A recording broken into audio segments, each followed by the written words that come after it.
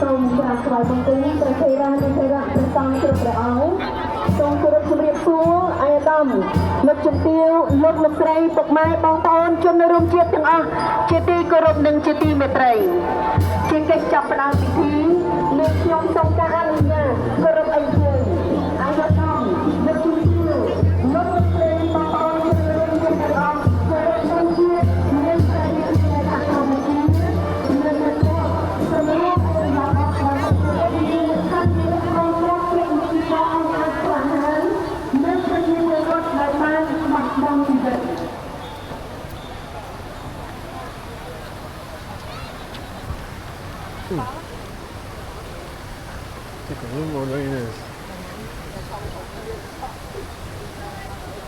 សូមអរគុណអញ្ជើញលោកជំទាវបងប្អូនជនរួមជាតិទាំងអស់ជាទីគោរពនិងជាទីមេត្រីត្រូវជម្រាបសួរទាំងអស់ហើយឆ្លងតាមដំណើរនៃសង្ឃភាពយើងត្រូវបានសន្តិភាពយើងត្រូវតែរួមគ្នាយកក្នុងខាងទៅខ្លួនទៅយើងបាន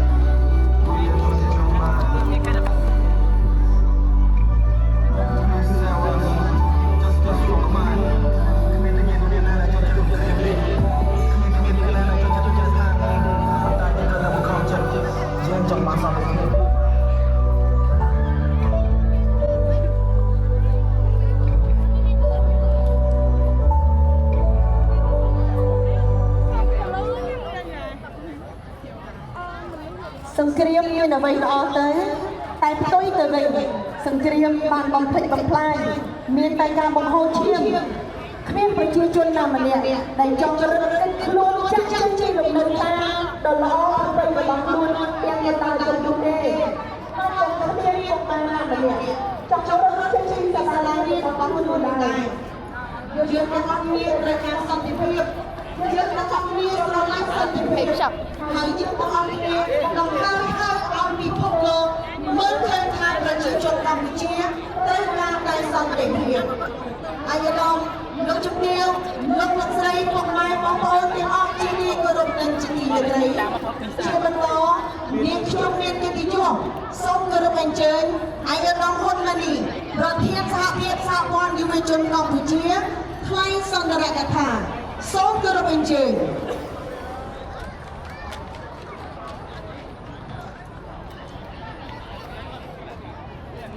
យោព្រះរាជាណាចក្រកម្ពុជាជាខ្ញុំឱកាសណាខ្ញុំសូមក្រាបបានកុំស្លាយព្រះរាជាណាចក្រគាត់យល់មកសាស្ត្រគាត់ហៅឲ្យទៅហើយឡងគៀវនឹងបងប្អូនជួយជាតិអស់មានអត់មានទីសូមចារពីបងប្អូនទាំងអស់មានការព្រួយបារម្ភអត់អីបន្តិចតែថ្ងៃនេះគេឃើញវត្តមានមកឲ្យមកលើទីរបស់ស្រីពីពលចូលរួមរបស់សម្ដេចព្រះធិរានុធិរាជក្នុងទីស្ការៈក៏ដូចជាបងប្អូនជនរួមជាតិដែលមានវត្តមាននេះពិតជាខ្ញុំពីមោទនភាពនិងរឹតតែមានមោទនភាពដែលបានផ្លាយទៅជាពលខ្មែរតែក្នុងនោះវត្តមានបងឯកឧត្តមលោកទីបងប្អូនបងជនរួមជាតិទាំងអស់ដែលបានចូលរួមក្នុងពិធីដល់មកជឿដើម្បីសន្តិភាពនេះគឺពិតជាការព្រាងឲ្យច្បាស់ទៅលើសម្លេងតែមួយនៃមហាគ្រួសារខ្មែរតែប្រជាជនកម្ពុជាទាំងអស់ទាំងនៅក្នុងនិងក្រៅប្រទេសគឺមិនត្រូវការសង្គ្រាមផ្ទុយទៅវិញគឺយើងត្រូវការនៃសុខសន្តិភាពសម្រាប់ប្រជាជាតិយើងទាំងមូលខ្ញុំគិតថាថ្ងៃនេះខ្ញុំសូមលើកឡើងចំនួន3ចំណុចតែមុននឹងចូលទៅដល់ចំណុចទី1គឺខ្ញុំសូមមានការធ្វើការកត់សម្គាល់ចំពោះអ្វីទៅដែលនាំមកនូវមោទនភាពជាតិហើយមកនេះពេលនេះគឺស្មារតីរួមជាតិសម្លេងតែមួយនៃមហាគ្រួសារខ្មែរគឺពិតជាមានភាពអស្ចារ្យពិតប្រាកដមែន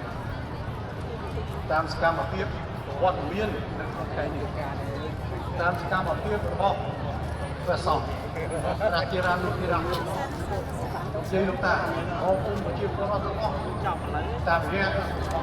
ការបញ្ចេញជាមតិយោបល់ដោយផ្ទាល់តាម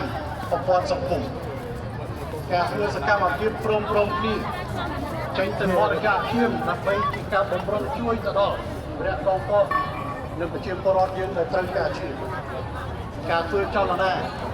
ដើម្បីរៀបពីស្មានខាងការដើម្បីជួយទៅដល់ជួរមុខក៏ដូចជាជួយទៅដល់បងប្អូនប្រជាពលរដ្ឋទីវាសាស្ត្រក្រៅពីនឹងថាទៀតការចូលរួមដើម្បីឲ្យការធ្វើអំបុកដែលក្នុងនោះអំបុកនៅបន្តថ្មីរៀបចំជូនទៅដល់កងកម្លាំងនៃជួរមុខ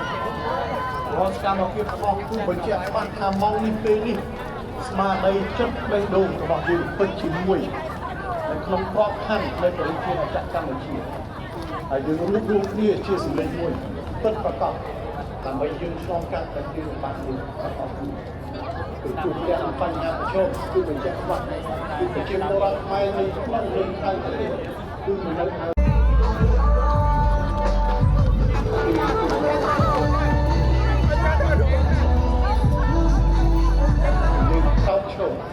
រួមគ្នាហើយតាមលទ្ធភាពដែលអាចធ្វើបានតិចដីច្រើនទៅតាមសម្លេងតាមការរៀនទៀតឬក៏តាមសកម្មភាពជាក់ស្ដែងដូចថ្ងៃនេះតោះយើងពិតជាចូលរួមទទួលខុសត្រូវយើងចូលរួមក្នុងកលៈវិស័យរួមសុខរួមទុក្ខជាមួយគ្នាជាមួយនឹងប្រជាជាតិទាំងមូល នេះហើយដែលជាមូលដ្ឋានទៀតនៃប្រជាជាតិកម្ពុជារបស់យើងខ្ញុំសូមឲ្យយើងចូលរួមអបអរសាទរសាជាថ្មីម្ដងទៀតសម្រាប់មោទនភាពជាតិរបស់យើងហើយក្នុងនោះក៏សូមបញ្ជាក់ផងដែរថា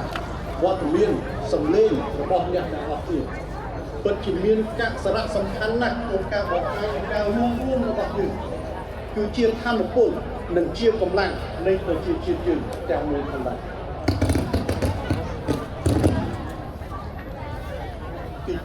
ទីនេះម៉ោងនេះខ្ញុំសូមឆ្លៀតឱកាសក្នុងការ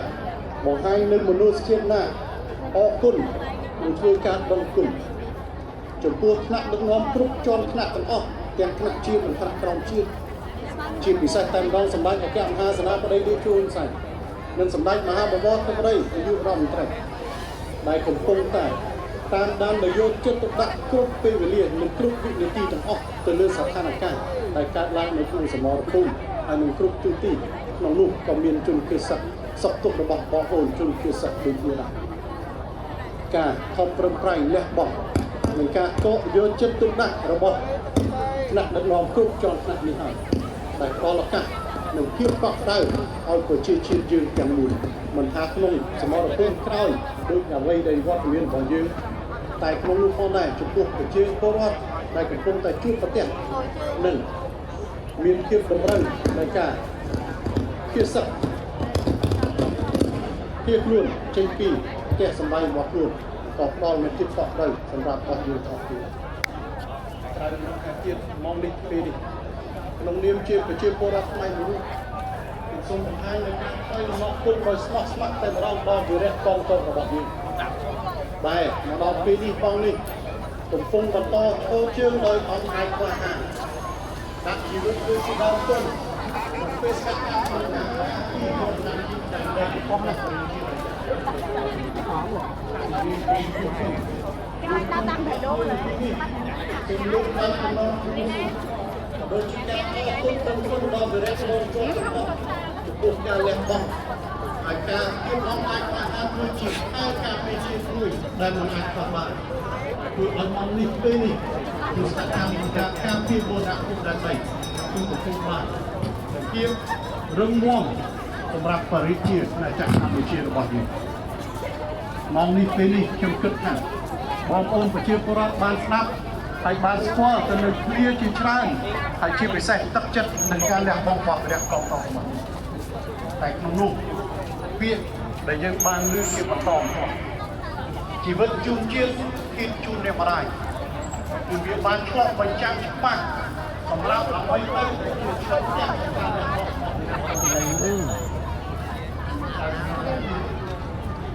មានសមាជិកច្រើន